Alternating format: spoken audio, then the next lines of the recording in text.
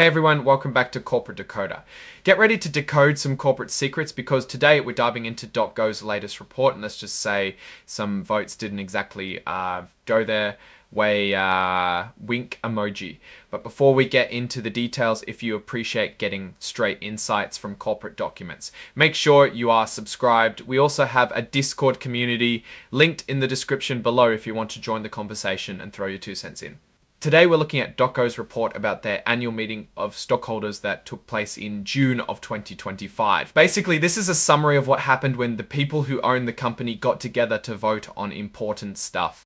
This report will cover the voting results from their annual stockholder meeting of 2025. Basically, the owners of parts of the company got together and made some decisions on a few important issues. Keyword here is some. First off, the meeting where all this happened was held in June. At that time, there were a little over 99 million shares of common stock that had voting power.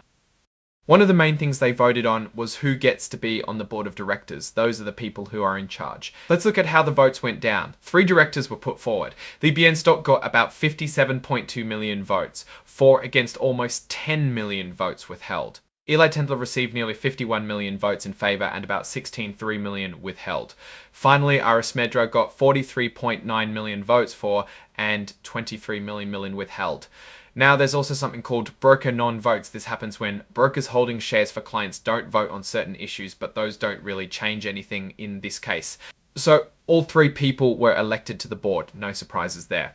Next up, they voted on how much money the top executives should get paid. This vote is advisory, which means the leadership is free to ignore what the stockholders think. Around 47.9 million votes were in favor of the executive compensation plan, while nearly 18.2 million votes were against it. There were also about 855,000 abstentions. So the stockholders gave a thumbs up to the compensation, but remember, it's just a suggestion. The big bosses can still do what they want. Now things are about to get interesting because there was a proposal to change the company's rules about corporate opportunities. Basically, this had to do with when company directors or officers can take business deals for themselves instead of offering them to the company. About 63.7 million votes were cast in favor, while about 2.1 million votes were against, and about 1.2 million abstained. And that change to the rules did not pass. Ouch. This probably means some shareholders believe the leadership isn't transparent enough. Another change was proposed about limiting the legal responsibility, the liability of certain company officers. There were 59.9 million votes for, nearly 6.2 million against, and about 795,000 abstentions.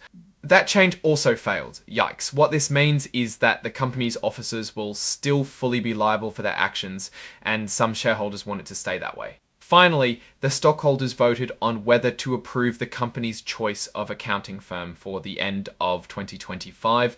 In this matter, about 76.7 million votes were cast in favour, roughly 4.8 million votes were against, and 252,000 abstained.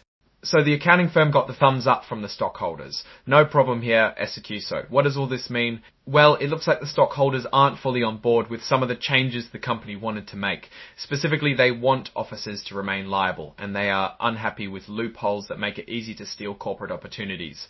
It's a sign that there might be some tension between the management and the people who own the company, and a reminder that not every vote goes as planned. It will be interesting to see how the leadership will react to the stockholders' disagreement and how the current situation affects future results.